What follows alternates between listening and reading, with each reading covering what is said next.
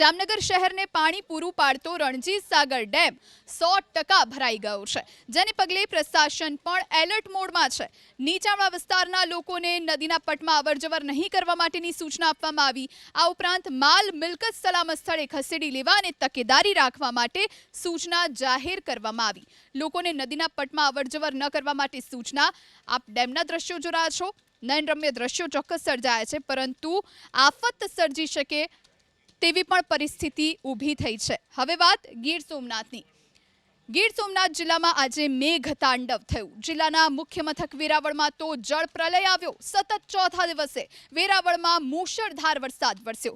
સૂત્રાપાડા અને તાલાલા પણ જળબંબાકાર થયા। આજે બપોરના 4 વાગ્યા સુધીમાં વેરાવળમાં 4 ઇંચ વરસાદ ખાબક્યો, તો સૂત્રાપાડા અને તાલાલામાં 1.25 ઇંચ વરસાદ વરસ્યો।